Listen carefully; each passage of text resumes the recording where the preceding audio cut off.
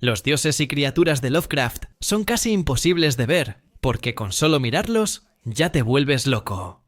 Sin embargo, hubo alguien que insistió en ir donde estaba prisionera una de esas criaturas o dioses, y hasta, según algunos, el más poderoso de todos, y habló con él. Y, además, incluso se convirtió en una de sus criaturas.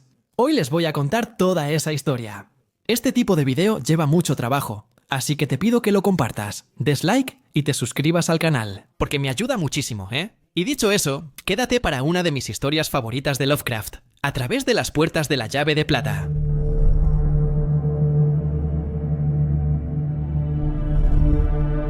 En una inmensa sala con paredes adornadas con tapices de figuras extrañas y el suelo cubierto por alfombras bocara, de acabado extraordinario e increíble antigüedad, 4 hombres estaban sentados alrededor de una mesa repleta de documentos. Desde rincones lejanos, donde extraños trípodes de hierro forjado eran reabastecidos de vez en cuando por un señor de edad muy avanzada, y un uniforme sombrío emanaba hipnóticos perfumes de olíbano, mientras que, en un nicho profundo, de un lado, un extraño reloj en forma de ataúd marcaba el ritmo de manera rítmica, cuyo dial estaba adornado con jeroglíficos desconcertantes, y cuyas 4 manecillas no se movían en consonancia con ningún sistema de tiempo conocido en este planeta. Era una sala singular y perturbadora, pero bastante adecuada para los negocios que allí se trataban, pues allí, en la casa, en Nueva Orleans, del mayor místico matemático y orientalista de este continente, se estaba estableciendo, finalmente, la distribución de la herencia de un místico, erudito, autor y soñador. También es relevante que, 4 años antes, desapareció Randolph Carter, quien siempre buscó huir del tedio y las limitaciones de la realidad. Despierta, evocando paisajes oníricos y avenidas legendarias de otras dimensiones. Desapareció del mundo de los hombres el 7 de octubre de 1900, 28 a los 54 años de edad. Su carrera fue extraña y solitaria, y había quienes suponían, por sus novelas extravagantes, que debían existir episodios mucho más extraños de lo que se sabía sobre él. Su asociación con Harler Warren, el místico de Carolina del Sur, cuyos estudios sobre la lengua primitiva nácal de los sacerdotes del Himalaya habían llevado a consecuencias tan horribles, fue íntima. Él fue quien, en una noche terrible en un cementerio antiguo, vio a Warren bajar a una cripta húmeda y llena de nitrato, de donde nunca salió. Carter vivía en Boston, pero todos sus antepasados venían de esa región montañosa y accidentada que quedaba detrás de una antigua ciudad de Arkham, llena de leyendas y maldita por las brujas. Fue entre esas colinas antiguas y misteriosas donde desapareció. El parque, que era su viejo criado, murió a principios de 1930. Habló de una caja extrañamente aromática y tallada, con ornamentos horribles que encontró en el ático, y de los pergaminos indescifrables, y una llave de plata con grabados extraños que estaba en esa caja. Asuntos sobre los cuales Carter también había escrito a otros Carter, dijo. Le dijo que esta llave venía de sus antepasados y que le ayudaría a destrabar la puerta de su infancia perdida, y de extrañas dimensiones y regiones fantásticas que hasta entonces solo había visitado en sueños vagos, fugaces y evanescentes. Entonces, un día, Carter tomó la caja y su contenido y se fue en su auto para nunca regresar. Más tarde, la gente encontró el auto al lado de un viejo camino, cubierto de hierba en las colinas, detrás de la desolada ciudad de Arkham. Las colinas donde vivieron los antepasados de Carter, y cuyo sótano en ruinas, de lo que una vez fue una gran residencia, era lo único que quedaba abierto hacia el cielo. En un bosque de olmos altos cercano, Udo de los Carter desapareció misteriosamente en 1781. Y no muy lejos, estaba la cabaña semipodrida de Goddy Fowler, la bruja, donde preparaba sus pociones abominables. Hace tiempo. La región había sido colonizada en 1692 por fugitivos de los juicios de brujería en Salem, y hasta hoy mantiene la fama de albergar cosas siniestras y vagamente ominosas, que difícilmente podrían ser imaginadas. Edmundo Carter logró escapar justo a tiempo de las sombras de Golo Hill, donde sus ciudadanos querían llevarlo, pero aún así corrían muchos rumores, hechizos y brujerías. Y ahora, aparentemente, su único descendiente había venido a su encuentro. En el carro hallaron un baúl con grotescos relieves tallados en madera perfumada, como el pergamino, que nadie podía descifrar. La llave de plata había desaparecido. Muy probablemente Carter se la había llevado consigo. Además, no había referencias en el caso. Los detectives de Boston dijeron que las maderas caídas de la antigua casa de Carter mostraban cierto desorden. Alguien halló un pañuelo en la ladera rocosa y arbolada, detrás de las ruinas de la temida cueva Snake Den o Toca de las Serpientes. Fue entonces cuando las leyendas que circulaban en la región sobre la Toca de las Serpientes adquirieron una nueva vitalidad. Los campesinos volvieron a hablar en voz baja sobre las prácticas impías a las que el viejo Edmund Carter, el brujo, se entregaba en esa gruta horrible, y añadieron historias posteriores sobre el cariño que el propio Randolph Carter sentía por ella cuando era niño. En la infancia de Carter, la venerable mansión con techo de madera aún estaba en pie y ocupada por su tío abuelo, llamado Christopher. Él la visitaba con frecuencia y hablaba de manera singular sobre la cueva de las serpientes. Las personas recordaron lo que él había dicho sobre una grieta profunda y una caverna interna desconocida dentro de la cueva de las serpientes, y especularon sobre el cambio que él había demostrado después de pasar un día inolvidable en la cueva, cuando tenía 9 años. Eso había sucedido en octubre, y desde entonces parecía tener un talento increíble para profetizar eventos futuros. La noche que Carter desapareció, llovió hasta tarde, y nadie pudo hallar rastros de sus huellas tras salir del auto. En la cueva de la serpiente, todo era lodo amorfo por la filtración abundante. Solo los rústicos ignorantes susurraban sobre las huellas que creían haber visto, donde los grandes olmos colgaban del camino, y en la ladera siniestra, cerca de la cueva de la serpiente, donde se encontró el pañuelo. ¿Quién haría caso a esos rumores? Según los cuales, esas huellas eran idénticas a las que dejaron las botas de punta cuadrada que Randolph Carter habría usado cuando era niño. Esa historia era tan tonta como aquella en la que decían haber visto que las huellas inconfundibles de las botas de Benja Corey se habían encontrado con los pequeños rastros cortos en el camino. El viejo Benja fue contratado por los Carter cuando Randolph era joven, pero moriría 30 años antes. Fueron esos comentarios y la declaración de Carter a Parkes y otros sobre la extraña llave de platos torcida. Le ayudaría a abrir la puerta de su infancia perdida, lo que hizo que varios estudiantes místicos declararan que el hombre desaparecido, en realidad, había retrocedido en el tiempo y regresó durante 45 años a aquel otro día de octubre de 1883, cuando se había quedado en la guarida de la serpiente cuando era niño. Cuando salió esa noche, argumentaron, de alguna manera había hecho todo el viaje de regreso a 1928. Hasta porque no sería después de ahí que él sabría de las cosas que sucedieron después. Sin embargo, nunca habló de nada posterior a 1928. Un hombre sabio, un viejo excéntrico de Providence, Rhode Island, que mantenía correspondencia con Carter, tenía una teoría más elaborada y creía que Carter no solo había regresado a la infancia, sino que había alcanzado un grado de liberación aún mayor, pudiendo ahora recorrer los paisajes primitivos de sus sueños de infancia. Después de haber tenido una visión extraña, ese hombre publicó un relato sobre la desaparición de Carter, en el que insinuaba que el desaparecido ahora ocupaba un trono de ópalo en Ilaquad, esa increíble ciudad de cristal en la cima del acantilado Ocus, frente al mar crespolar, donde los barbudos Knorr, criaturas con aletas, crean sus únicos laberintos. Fue ese viejo Ward Phillips quien discutió con vehemencia sobre la distribución de los bienes de Carter a sus herederos, todos primos lejanos, alegando que él aún estaba vivo. Podría regresar algún día desde otra dimensión temporal. Ernest Bean Anspiol, primo de Chicago y 10 años mayor que Carter, pero entusiasta en las batallas forenses, puso su talento jurídico contra él. Durante 4 años, la disputa se había desarrollado, pero ahora era el momento de la repartición. Ese amplio y singular salón en Nueva Orleans sería el escenario del acuerdo. La casa pertenecía al albacea de Carter para asuntos literarios y financieros. Ethne Loren Marigny Carter, ilustre estudioso de misterios y antigüedades orientales, conoció a Marigny durante la guerra cuando ambos sirvieron en la Legión extranjera francesa. Inmediatamente se sintió atraído por él debido a la similitud de gustos y opiniones. Cuando, en un memorable permiso conjunto, el joven erudito llevó al soñador de Boston a Brion, en el sur de Francia, le mostró ciertos secretos terribles en las criptas nocturnas e inmemoriales que se encuentran bajo esa ciudad sombría y opresiva. La amistad quedó sellada para siempre.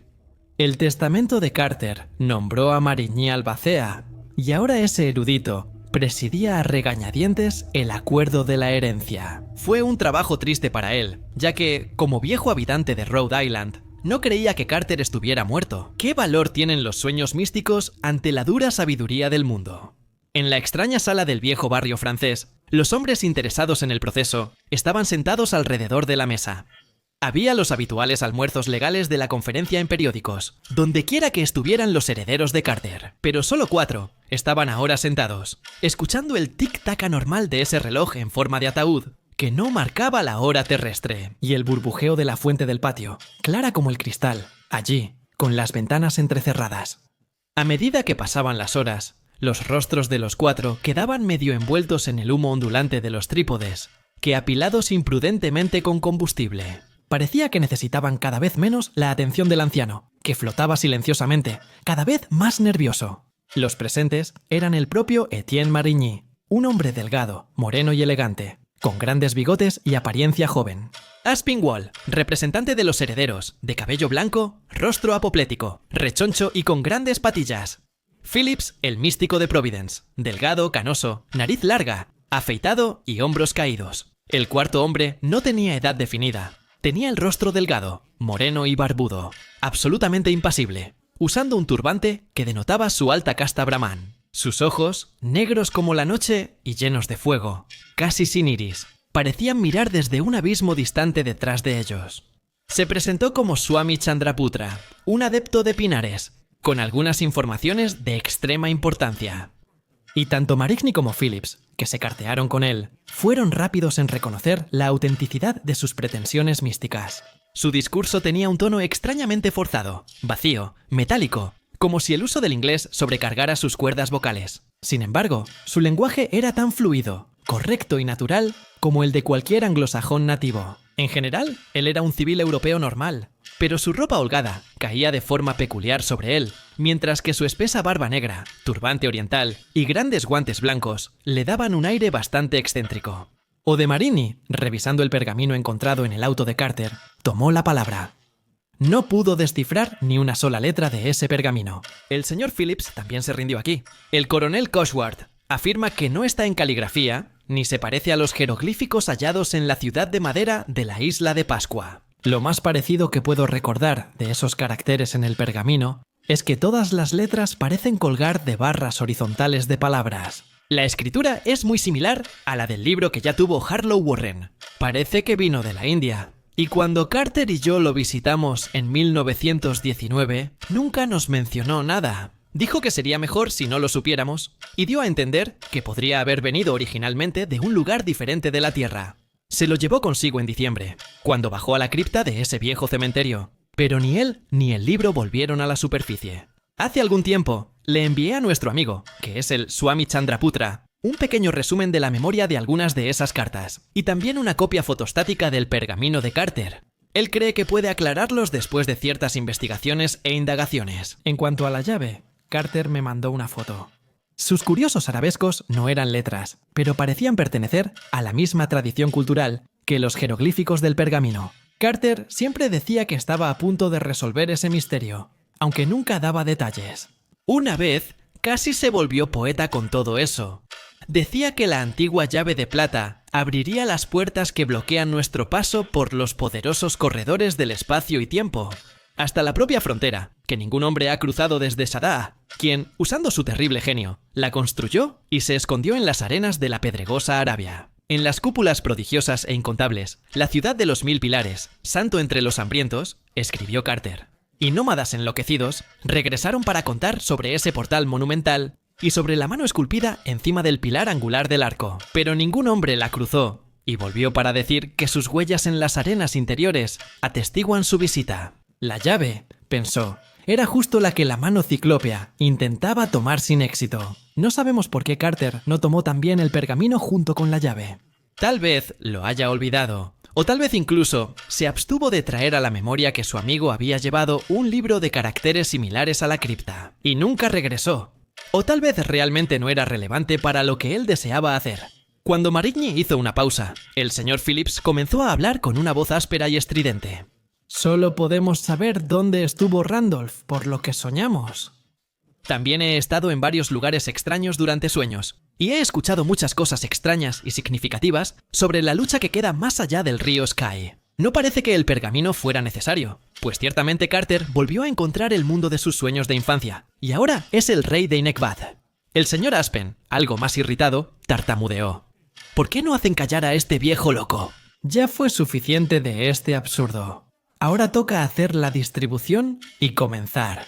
Suami habló por primera vez con una voz singularmente metálica y distante. Señores, en este asunto hay más de lo que ustedes piensan. El señor Aspinwall no debería burlarse de la evidencia de los sueños. El señor Phillips tiene una visión limitada, tal vez porque no ha soñado lo suficiente. He soñado mucho.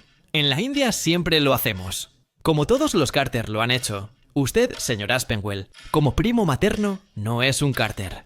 Mis propios sueños y otras fuentes de información me han dicho muchas cosas que usted todavía considera oscuras. Por ejemplo, Randolph Carter olvidó ese pergamino, que no pudo descifrar, pero le habría venido muy bien si hubiera recordado llevárselo.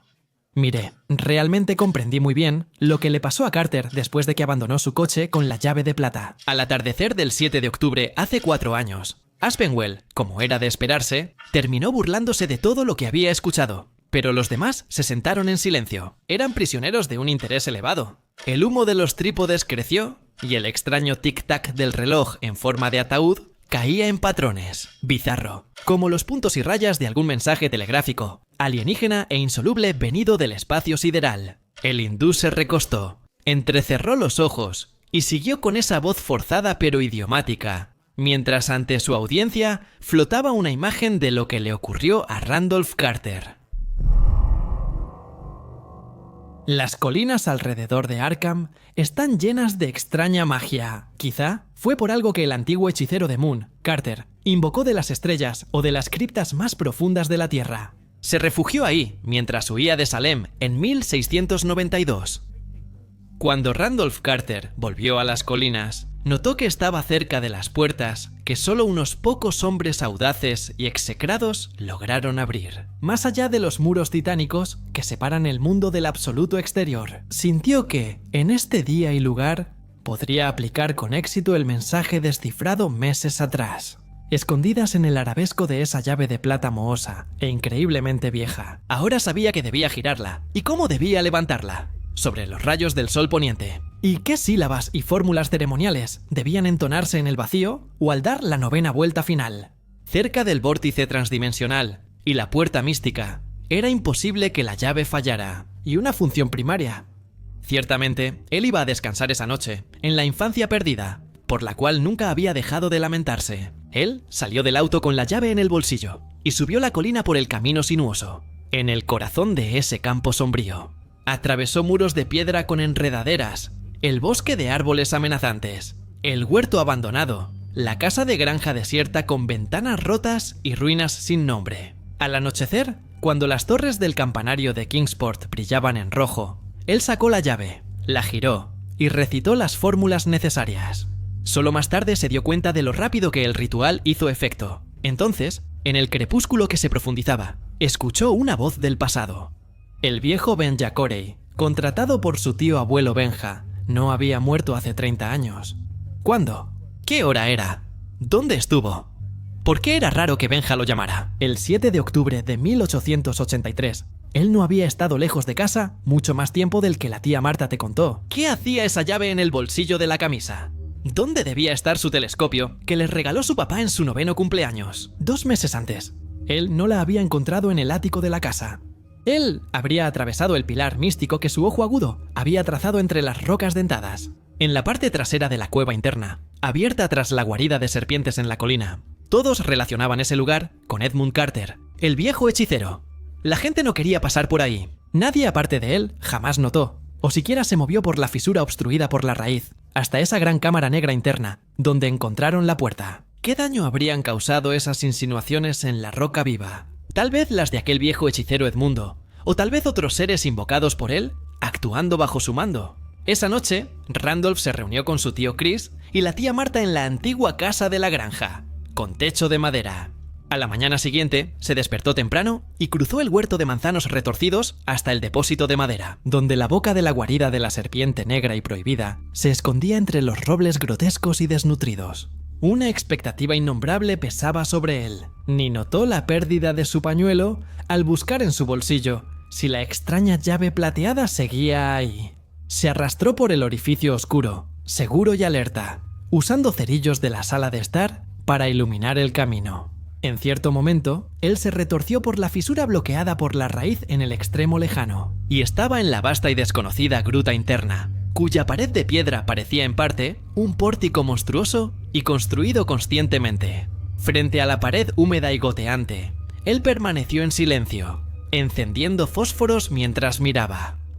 Aquella piedra saliente sobre la piedra angular del arco era en realidad una enorme mano esculpida. Entonces sacó la llave de plata e hizo los movimientos y entonaciones, cuya fuente apenas podía recordar. Algo fue olvidado. Él solo quería atravesar esa barrera hacia la tierra despejada, donde sus sueños y los abismos, entonces, se encontraban en dimensiones que se disolvían en lo absoluto. Lo que ocurrió entonces casi no puede describirse con palabras. Está lleno de esos paradojas, contradicciones y anomalías que no tienen lugar en la vida. En la vigilia, llenan nuestros sueños más fantásticos y, por supuesto, son asuntos serios. Entonces, regresamos a nuestro mundo objetivo, estrecho y rígido, limitados por los principios de una lógica tridimensional. A medida que el hindú continuaba con su historia, tuvo dificultad para evitarlo, lo que parecía aún más que una noción de un hombre transferida, a lo largo de los años, a la infancia. El aire de extravagancia, trivial y pueril. El señor Aspion, molesto, suspiró con fuerza y casi dejó de escuchar. Pues el rito de la llave de plata, tal como lo practicó Randolph Carter en esa gruta negra y embrujada dentro de una cueva, no resultó inutilizable. Desde el primer gesto y sílaba, un aura de extraña e impresionante mutación se hizo evidente. Una sensación de perturbación y confusión temporal y espacial, sin mostrar indicios de movimiento o duración. Imperceptiblemente, cosas como la edad y la ubicación dejaron de tener cualquier significado. El día anterior, Randolph Carter escapó milagrosamente a un abismo temporal. Ya no había diferencia entre niño y hombre, solo Randolph Carter existía, con cierto cúmulo de imágenes que habían perdido toda conexión en cientos de años terrestres y circunstancias de adquisición. Momentos antes, había una caverna interna con un arco monstruoso y una enorme mano esculpida en la pared del fondo. Ahora no había caverna, ni ausencia de caverna, ni pared, ni ausencia de pared. Solo había un flujo de impresiones o sensaciones, no tanto visuales como cerebrales. Durante esto, la entidad que era Randolph Carter percibió o registró todo lo que su mente captaba, aún sin ninguna conciencia clara de cómo las recibía. Cuando todo eso terminó, Carter sabía que no estaba en ninguna región.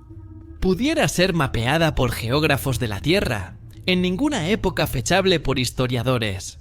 La naturaleza de lo que ocurría no le era del todo desconocida. Había indicios de eso en los enigmáticos fragmentos pinacóticos, en un capítulo entero del Necronomicon prohibido del árabe loco Abdul al-Zahed. Adquirir es significado, cuando descifraron los dibujos grabados en la llave de plata. Una puerta fue desbloqueada, no la final, sino la que conecta el tiempo terrenal con esa parte de la Tierra fuera del tiempo, y de la cual, a su vez, está la puerta suprema, o la última puerta, que llevaba peligrosamente hasta el vacío final, que se extiende más allá de todas las tierras, todos los universos y toda la materia. Habría un guía terrible, una entidad que habitó la Tierra millones de años antes. Cuando el hombre no era ni siquiera un sueño, Carter recordó lo que el monstruoso Necronomicon había esbozado vagamente y de manera desconcertante acerca de ese guía. Mientras hay quienes, escribió el árabe loco, se atrevieron a buscar más allá del velo y aceptarlo como guía. Habría sido más prudente si hubieran evitado cualquier relación con él, pues está escrito en el libro de Thoth cuán terrible es el precio de un solo vistazo. Los que pasan jamás regresan, pues de las vastedades infinitas que trascienden nuestro mundo, hay formas de oscuridad que atrapan y capturan. La entidad que flota en el engaño por la noche, y la maldad capaz de desafiar el signo arquetípico. La horda que vigila el portal secreto de cada tumba, y prospera en aquello que crece de sus inquilinos. Todos esos horrores son inferiores a él que guarda el portal. ¿Quién va a guiar? El impetuoso atrapa a todos los mundos hacia el abismo de los devoradores innombrables.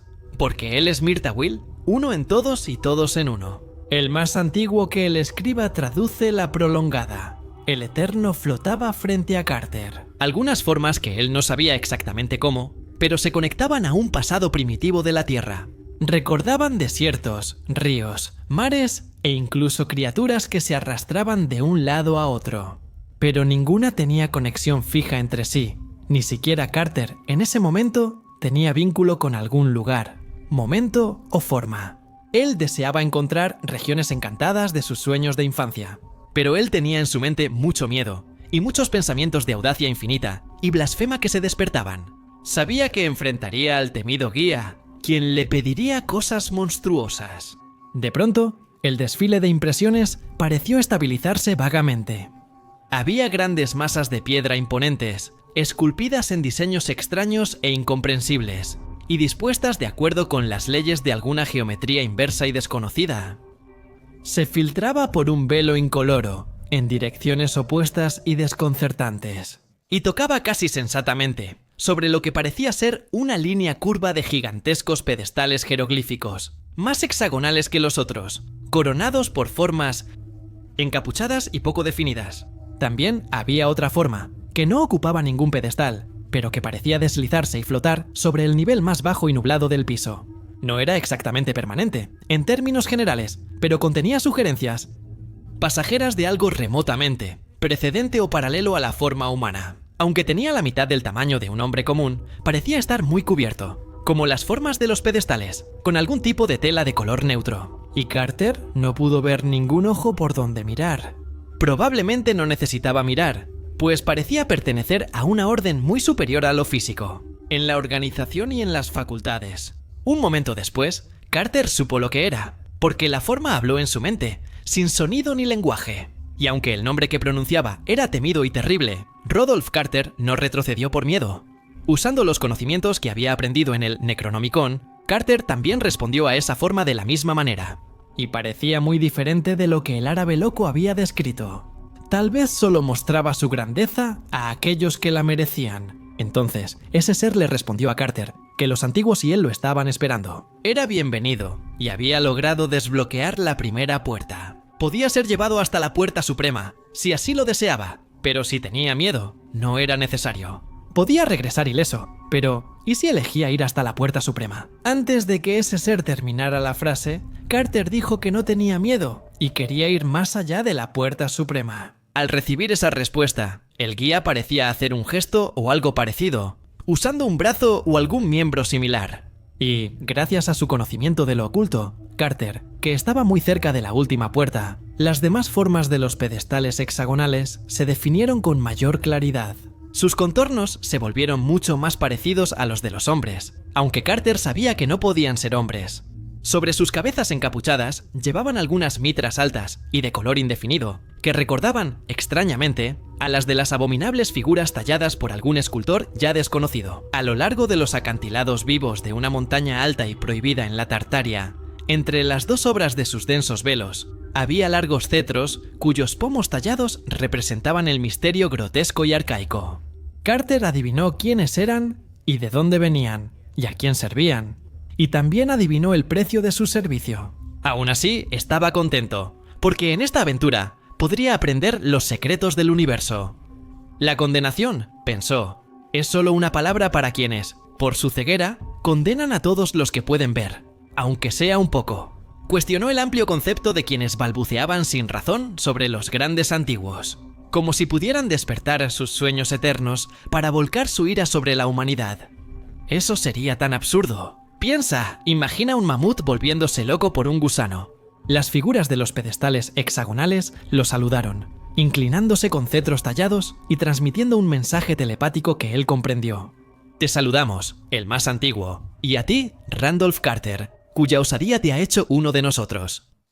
Entonces Carter vio uno de los pedestales que estaba desocupado, y con un gesto del más antiguo, entendió que estaba reservado para él. También vio un pedestal, más alto que los otros, que pensó era el trono del guía.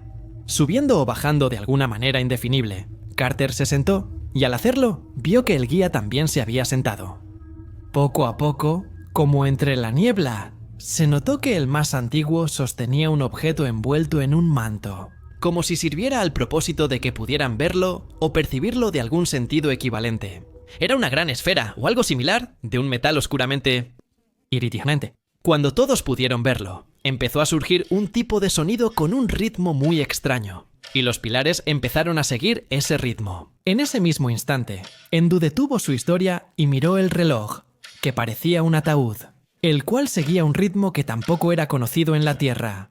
Luego continuó diciendo que aquellas formas de los pilares, que también se estaban moviendo al ritmo de esa música extraña, de repente cayeron sobre sus pilares, en una especie de sueño eterno. Carter comprendió que era un ritual de iniciación, y que el sueño de los grandes antiguos era la llave para la última puerta. ¿Pero qué era exactamente la última puerta? ¿Y cómo sería atravesada? Carter no podía estar seguro. Pero un sentimiento de expectativa tensa surgió en él.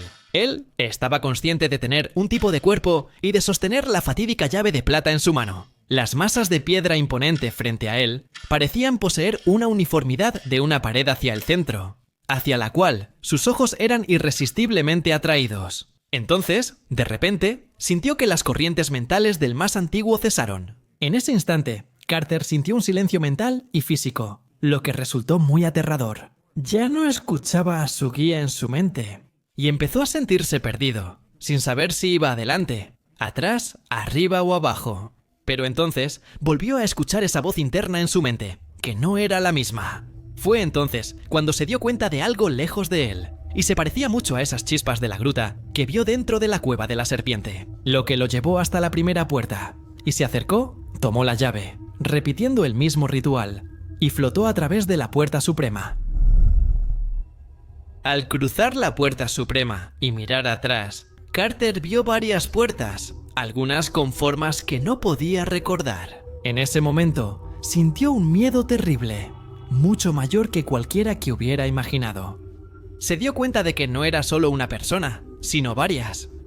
Al mismo tiempo que estaba ahí, flotando a través de la puerta suprema. Randolph Carter también estaba en uno de los pilares anteriores.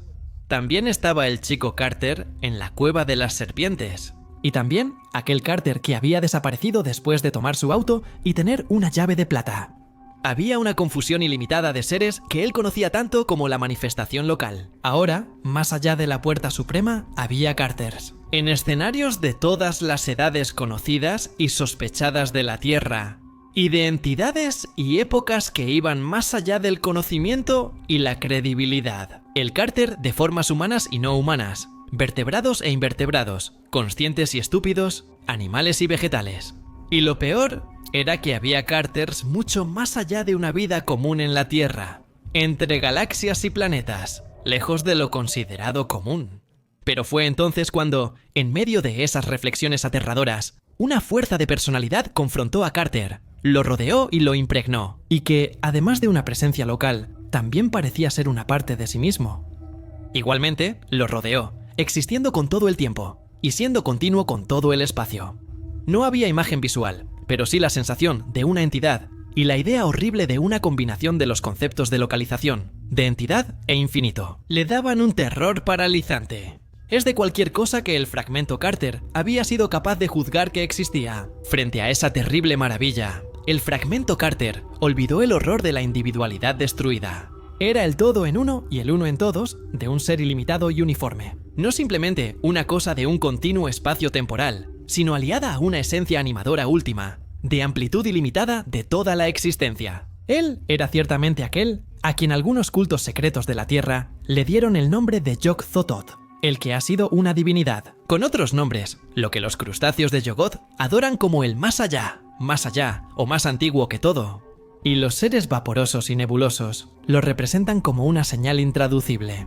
Pero, en un momento de claridad, Carter entendió lo triviales y limitadas que son sus ideas. El ser se comunicó con el fragmento Carter, usando ondas prodigiosas que herían, quemaban y retumbaban con gran energía hacia su receptor, con una violencia casi insoportable. Eso se asemejaba, en un ritmo sobrenatural, al curioso vaivén de los antiguos y al centelleo de las luces monstruosas, en aquella región desconcertante, más allá de la primera puerta. Pero, en medio del mayor terror, el menor terror disminuyó, pues las olas abrasadoras parecían de alguna manera aislar a Carter, quien atravesó el portal de una infinidad de duplicados, para restaurar, por así decirlo, una cierta sensación de ilusión de identidad. Pronto, él fue capaz de traducir toda esa información que recibía en caracteres conocidos. El horror y la opresión se transformaron en reverencia, reduciendo su ansiedad. Lo que antes parecía blasfemo y anormal, ahora resultaba indescriptiblemente majestuoso. Y fue exactamente eso lo que él entendió. Randolph Carter, mis manifestaciones en la extensión de tu planeta. Los antiguos te enviaron a mí, como alguien que recientemente habría regresado de las pequeñas tierras de los sueños que había perdido, pero con mayor libertad y bajo deseos y curiosidades más grandes y nobles. Deseabas navegar por Ucranos, buscabas las olvidadas ciudades de Marfin Cled, los padres de las orquídeas y ocupar el Tronopal. Sí.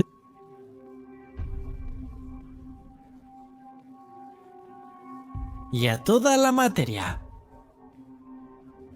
Tras cruzar 2 portales, ahora deseas cosas más elevadas. No escaparías como un niño de algo desagradable a un sueño feliz, pero emergerías como un hombre en el último y más remoto de los secretos que están detrás de todas las visiones y todos los sueños. Merezco compasión por lo que pides, y concederé lo mismo que antes. 11 años, veces solo para seres de tu planeta. 5 veces para aquellos a quienes llamas hombres, o para quienes se parecen a ellos. Estoy dispuesto a mostrarte el último misterio, cuya contemplación aniquila a los débiles de espíritu. Pero, antes de contemplar el primero y el último de los secretos, aún puedes regresar por las 2 puertas si lo deseas, pues el velo sigue cubriendo tus ojos. La súbita interrupción de esas ondas dejó a Carter en un silencio frío y aterrador, de una absoluta desolación. Por todos lados, él sentía una opresión de inmensidad infinita del vacío, pero el buscador sabía que el ser aún estaba ahí. Tras un momento, pensó en palabras que su mente arrojó al abismo. Acepto y no voy a retroceder. Carter sabía que el ser había escuchado, y ahora se había derramado de esa mente sin límites. Una inundación de conocimiento y explicaciones que abrieron nuevas perspectivas para el buscador y lo prepararon para esa comprensión de los cosmos, como nunca esperó poseer. Le dijeron cuán infantil y limitada es la noción de un mundo tridimensional. Existen muchas direcciones, además de las conocidas. Arriba, abajo, adelante, atrás, derecha e izquierda. Se le mostró la pequeñez y la suciedad vacía de los pequeños dioses de la Tierra, con sus intereses y conexiones mezquinas y humanas, sus odios, rabias, amores y vanidades, su anhelo de elogio y sacrificio, y sus demandas de fe contrarias a la razón y a la naturaleza. Mientras que la mayoría de las impresiones se traducían en palabras para Carter, había otras para las cuales otros sentidos daban interpretación, quizá con los ojos o la imaginación. Él sentía que estaba en una región con dimensiones más allá de lo concebible para la mente y vista humana. Vio ahora, en las sombras de aquello que fue primero, un vórtice de poder, y después un vacío limitado, un torbellino de creación que confundía sus sentidos. Desde un punto de vista inconcebible, él observaba formas prodigiosas, cuyas intenciones trascendían toda concepción de ser, tales límites que su mente, hasta entonces, era capaz de mantener. Aunque estudió críticamente toda su vida, apenas comenzó a comprender por qué podría existir simultáneamente. Niñito. Randolph Carter en la granja de Arkham, 1883, y la forma nebulosa en el pilar vagamente hexagonal, más allá de la primera puerta, el fragmento ahora vuelto hacia la presencia en el abismo sin fin, y todos los demás Carters que perciben su imaginación y sus sentidos. Entonces, las olas aumentaron en fuerza, y buscaron mejorar su comprensión, conciliándolo con la entidad multiforme, de la cual su fragmento formaba una parte infinita. Le dijeron que toda la figura del espacio es solo el resultado de una intersección por un plano de alguna figura correspondiente de más, una dimensión, como un cuadrado cortado de un cubo o un círculo de una esfera. El cubo y la esfera en 3 dimensiones son cortes de formas de 4 dimensiones, conocidas por los hombres solo en sueños y conjeturas. Y estos, a su vez, son cortados de formas de 5 dimensiones. Y así, hasta las alturas vertiginosas del infinito arquetípico. el mundo de los hombres y el de los dioses. Es meramente una fase infinita de una cosa infinita, la fase tridimensional, de aquella pequeña totalidad alcanzada en el primer portal, donde Omir Tauyu dijo el sueño de los antiguos. Aunque los hombres crean que tanto la realidad como los pensamientos de su origen en varias dimensiones son reales. En realidad es exactamente lo opuesto. Aquello que llamamos sustancia y realidad es sombra e ilusión, y aquello que llamamos sombra e ilusión es sustancia y realidad. El tiempo y las olas continuaron. Esta es inmóvil y sin principio ni fin, que tiene movimiento, y la causa del cambio es la ilusión. En realidad es en sí misma una ilusión, pues, excepto para la visión limitada de los seres en dimensiones restringidas, no existen cosas como pasado, presente y futuro. Los hombres solo piensan en el tiempo por el cambio, pero eso también es una ilusión. Todo lo que fue y es, y lo que será, solo existe simultáneamente. Estas revelaciones llegaron con la solemnidad de un dios que dejó a Carter incapaz de dudar. Aunque escapaban casi totalmente de su comprensión, sintió que debían ser la verdadera luz de la realidad cósmica. Final, que desmiente todas las perspectivas locales y las visiones parciales y estrechas. Él estaba lo suficientemente familiarizado con especulaciones profundas, por estar libre de la esclavitud de la concepción local y parcial. Su búsqueda no se había basado en la fe en la realidad de lo local y parcial. Tras una pausa impresionante, las olas siguieron, diciendo que lo que los habitantes de zonas poco dimensionadas llaman cambio es meramente una función de su conciencia, que ve el mundo externo desde varios ángulos cósmicos. Las formas que resultan al cortar un cono cambian según el ángulo, pudiendo ser círculo, elipse, parábola u otra figura, pero sin ninguna alteración en el propio cono. Lo mismo sucede con los aspectos locales de uno inalterado. La realidad infinita cambia según el ángulo cósmico. Para esa variedad de ángulos de conciencia, los seres débiles del mundo inferior son esclavos, pues, con raras excepciones, no pueden aprender a dominarlos. Solo algunos estudiantes de cosas prohibidas han obtenido indicios de ese control, y con ello han conquistado el tiempo y el cambio. Las entidades fuera de los portales dominan todos los ángulos y pueden ver las distintas facetas de los cosmos como cambio fragmentario o totalidad inmutable, según su voluntad. Las olas se silenciaron y Carter empezó a comprender, de forma vaga y aterradora, el trasfondo, el desenlace de ese enigma de la individualidad perdida que al inicio tanto lo horrorizó. Su intuición reunió los fragmentos de la revelación y los acercó cada vez más a la comprensión del misterio. Comprendió que la revelación lo había afectado profundamente, dividiendo su ego entre múltiples contrapartes terrenales. Bien, dentro del primer portal, la magia del uno en todos no le habría impedido usar la llave de plata para abrir la última puerta. Ansioso por un conocimiento más claro, envió ondas de pensamiento, preguntando sobre la relación exacta entre las diferentes facetas. Fragmento más allá del portal supremo, aún en el pedestal casi hexagonal, tras el primer portal.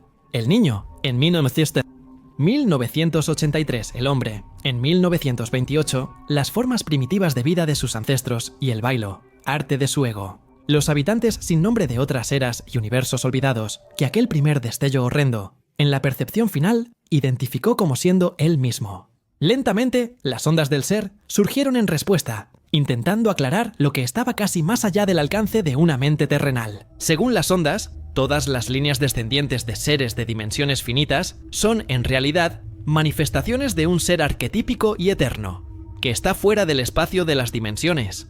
Cada una de esas criaturas, sea padre, hijo, abuelo, alienígena o terrestre, cualquiera en realidad, son solo una fase de ese ser arquetípico. Ellos surgen a través de una variación en el ángulo del plano de la conciencia que lo corta. Un pequeño cambio en ese ángulo podría llevar, por ejemplo, a Randolph Carter a ser el mago maligno Edmund Carter. Los arquetipos continuaban. Las ondas son las personas del abismo final, informes inefables e imaginados solo por raros soñadores en un mundo de baja dimensión. El principal de ellos era este propio ser informante, que, de hecho, era el propio arquetipo de Carter. El celo implacable de Carter, y de todos sus antepasados, por los secretos cósmicos prohibidos, fue el resultado de una derivación natural del arquetipo supremo. En todos los mundos, todos los grandes magos, todos los grandes pensadores, todos los grandes artistas son facetas de él. Casi desmayado de pavor, y con una especie de deleite aterrador, La conciencia de Randolph Carter rindió homenaje a esa entidad trascendente de la cual era derivado. Cuando las olas se calmaron de nuevo, él reflexionó en el magnífico silencio, pensando en tributos extraños, preguntas extrañas y súplicas aún mayores. Ideas curiosas surgieron del conflicto en su mente confusa, con visiones reales y revelaciones inesperadas. Se le ocurrió que, si una revelación fuera literalmente verdadera, él podría visitar físicamente todas esas eras infinitamente distantes y partes del universo que hasta entonces solo conocía en sueños. ¿Podría él simplemente ordenar a la magia que cambiara el ángulo de una conciencia plana? ¿Y no proporcionaba la llave de plata esa magia? No había cambiado, de un hombre de 1928 a un niño de 1883, y luego a algo fuera del tiempo: la mente. A pesar de su aparente ausencia de cuerpo, él sabía que la llave todavía estaba con él. En medio de ese silencio, Carter enviaba, a través de sus sentimientos, su curiosidad sobre sus facetas, que estaban muy fuera de la galaxia en la que él vivía. Él también sabía que esa entidad suprema muy bien podría enviarlo a uno de sus fragmentos extraterrestres, y la propia entidad, al darse cuenta de eso, dijo que lo enviaría. Pero también advirtió que, si quería regresar, debía llevar los símbolos consigo. Carter dijo que entendía porque sabía que la llave de plata estaría con él, y en ella estaban grabados varios símbolos. Entonces, de repente, surgió un zumbido ensordecedor y unas franjas de luz. Y, muy rápidamente, vio una figura solitaria, sentada en un trono nebuloso y sombrío, aún más hexagonal de lo que era antes. Al pausar su historia, Endu notó que Marigny y Phillips lo miraban con atención. Mientras tanto, Aspion fingía ignorarlo y mantenía los ojos ostensiblemente fijos en el papel, frente a él. El tic-tac del ritmo del extraño reloj en forma de ataúd asumió un significado nuevo y siniestro, mientras los vapores, sobrecargados y descuidados, se entrelazaban, componiendo siluetas fantásticas e inexplicables, formando combinaciones inquietantes con figuras grotescas de los tapices que se mecían por las corrientes de aire. El anciano, que estaba con ellos, desapareció. Quizá alguna tensión lo asustó y salió de la casa. Una tensión casi apologética interrumpió al orador cuando regresó a su monólogo, con su lenguaje laborioso e idiomático. Carter, después de esos tambores y luces, vio que parecía ser uno de sus varios sueños. Él caminaba entre seres con garras y hocicos, por una calle metálica formada sobre brillos de colores solares. Y, al mirar hacia abajo, se asustó aún más, porque vio que su cuerpo era como el de los demás. Rugoso, parcialmente escamoso y, curiosamente, articulado de una forma similar a la de un insecto. Pero el contorno en sí todavía era muy parecido al humano. Aún tenía la llave de plata, pero ahora la sujetaba una pata repugnante y nefasta. Pero no pasó mucho tiempo antes de que la sensación de estar soñando desapareciera, y se sintió mucho más como si estuviera despertando. La vida de Randolph Carter y la entidad en la que terminó convirtiéndose ahora formaban parte del sueño de un hechicero llamado Cicalba, del planeta Yadid. Los sueños terminaron molestándolo mucho, porque se volvieron cada vez más reales y dificultaron su trabajo, que básicamente era hacer hechizos, para evitar que los boles salieran de sus madrigueras. Cada vez más, esos sueños se volvieron reales, principalmente por culpa de esa llave en su pata. Una llave pesada de plata, que ya había visto muchas veces en sus sueños. Pensó que era mejor entonces ir a su cuarto y descansar un poco, y luego buscar respuestas. Pero pronto se dio cuenta de que su cuerpo, lamentablemente, ya no sería solo suyo. Jamás descansaría como una individualidad. Muchísimas cosas sucedieron, hasta que Cicalba se dio cuenta de que Randolph Carter estaba dominando su cuerpo. Entonces, desesperadamente, comenzó a estudiar sobre los humanos, sus gestos, costumbres e incluso los órganos vocales, que su propio cuerpo no le permitía usar. Cuando Carter dominó ese cuerpo, tampoco tardó mucho en darse cuenta de que no sería tan fácil volver a ser lo que era. La llave que él llevaba fue creada en la Tierra, y solo los humanos podían usarla. Incluso existía un hechizo que otorgaría poderes ilimitados a la llave, pero todo eso estaba en el pergamino que él dejó en su auto. Él entró en desesperación y entonces recordó las frases de la entidad, diciéndole que se asegurara de llevar consigo todos los símbolos posibles, que él pensaba que estaban en la llave. Carter usó todo el conocimiento de Yadid para intentar regresar al abismo del ser innombrable. Aún así, era difícil, porque aunque dominaba el cuerpo Zicalba a veces ganaba y trataba de borrar los fragmentos de memoria de Carter. Pero entonces logró pensar en un plan para salir de ese planeta. Descubrió una droga que mantenía a Zicalba fuera por un tiempo y le permitía conservar sus recuerdos y conocimientos. Y después usaría un envoltorio de haz de luz que jamás había sido utilizado por nadie más en el planeta, Thiadit, y viajaría a través de las eras y de las formaciones galácticas hasta el sistema solar de la Tierra. Una vez en la Tierra, estudiaría el pergamino e intentaría volver a su forma original. Y, en medio de ese tiempo, también aprendió a llevar sus sueños a la Tierra y a estudiar lugares a los que antes nunca había llegado. Él sabía de los peligros de su fuga. Si él alineaba el planeta con el ángulo de eones, Thiadit podría ser dominado por los dones. Necesitaba inmunizarse contra las bacterias Thiadit y también necesitaba encontrar un disfraz para su vida en la Tierra. Lentamente, los planes de Carter avanzaron. Él logró hacer una envoltura de onda de luz de dureza excepcional. Acaba de soportar tanta transición de tiempo prodigiosa como vuelos sin precedentes por el espacio. Verificó sus cálculos y envió sus sueños a la Tierra varias veces, trayéndolos cuanto pudo. Para 1928, practicó la animación suspendida con éxito. También descubrió exactamente el agente bacteriano que necesitaba y calculó la variación de fuerza gravitacional a la que debía acostumbrarse. Hizo una máscara de cera y un traje suelto que le permitía transitar entre los hombres como un ser humano común. También ideó un hechizo doblemente potente para contener a los Doles en el momento de su partida del planeta negro, y la muerte de Thiadit no fue un futuro inconcebible. También tuvo cuidado de reunir un gran suministro de medicamentos imposibles de conseguir en la Tierra, que mantendrían su faceta Zicalba en suspenso hasta que pudiera deshacerse del cuerpo de Thiadit. Y tampoco descuidó la pequeña reserva de oro para uso en la Tierra. El día de su partida, tuvo mucho miedo. Al entrar en su envoltura y ver que flotaba en el espacio, salió del planeta sin problemas. Y llegó a la atmósfera de la Tierra y aterrizó cerca de la Cueva de las Serpientes, donde escondió su proyecto de nave. Se puso su disfraz y su máscara y se fue caminando hacia Arkham, donde cambió el oro por dinero. Y empezó a investigar los bienes de Randolph Carter. Fue entonces cuando se enteró de que Aspion deseaba mucho la distribución de sus bienes. ¿Y qué pasaría con esa reunión que tendría con Phillips y Marigny?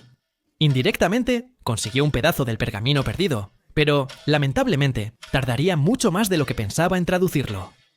Su hombre, entonces, terminó su historia diciendo que Carter estaba vivo y que solo necesitaba un poco más de tiempo para poder volver a su forma humana y para probar que todo lo que había contado era verdad. También dijo que Carter y él estaban intercambiando correspondencia y puso sobre la mesa la llave de plata. Marigny y Phillips se sorprendieron, pues esa era justo la llave que habían visto en fotos muchas veces. Pero Aspion empezó a ponerse muy irritado, diciendo que no debían creer en esas tonterías, porque Swami debía ser un farsante, y esa llave él podría haberla mandado hacer. Entonces, el hindú respondió que él tendría otras maneras de probar que lo que estaba diciendo era real, pero que esas otras maneras podrían causar graves problemas. Entonces, Phillips dijo que tenía un libro con varias preguntas que podría hacerle a Swami, que solo Carter sabría responder de verdad. Si realmente intercambiaran correspondencia, Swami respondería bien a los problemas. Phillips y Marigny se levantan para ir por el libro. Escuchan a Aspion diciendo que ahora estaba seguro de que Swami era un farsante. Se dio cuenta de que ese hindú usaba una máscara. Salta sobre el hindú para quitarle la máscara, mientras Swami le grita a Aspion para evitarlo, pues eso quería decir al afirmar que podía demostrar de otras formas que toda esa historia era real. Y que en ese instante, él también era un fragmento de Randolph Carter. Aspen se quita la máscara. Y lo único que Marieke y Philip escuchan es un grito terrible. Y el primo de Carter cae al suelo, teniendo una especie de convulsión, hasta que finalmente se detiene. Por suerte, Philip y Marieke no ven el rostro que Aspen había visto, porque ese ser estaba de espaldas a ellos. La figura se dirige hacia ese reloj extraño, y ellos ven una especie de garra oscura manipulando esos jeroglíficos escritos en él. Manipulando. Él entra en el reloj y desaparece. Un año después de ese probable acontecimiento, pasó uno, y nada se supo sobre Randolph Carter, y sus bienes están intactos. Buscaron detrás de Arkham por ese envoltorio de metal, pero nunca encontraron nada así. Sin embargo, el empleado del First National Bank de Arkham recuerda muy bien a un hombre extraño. De turbante. Recuerda cambiar una cantidad impar de lingotes en octubre de 1930 Pero ¿qué podrían hacer Marieke y Philip? Nada podía ser probado ni refutado. La llave realmente podría ser verdadera, o podría ser una falsificación. También había documentos que eran muy imprecisos. Lo único que sabían era que la autopsia reveló que Aspen había muerto de A. ¿Fue solo la rabia lo que causó todo esto? ¿O fueron algunos detalles de la historia? Y una gran sala decorada con taxis extraños, llena de vapores de olíbano y Tiniel Arnett, de Marigny. Muchas veces se queda sentado, escuchando, con vagas sensaciones, el ritmo anormal de ese reloj en forma de ataúd, cubierto por extraños jeroglíficos. Si llegaste hasta aquí en el video, por favor, deja tu like, suscríbete al canal y comparte el video. Porque sí que dio mucho trabajo, ¿eh? Si quieres más videos de Lovecraft, hay una lista de reproducción en la pantalla final para ti. Gracias, nos vemos. Adiós.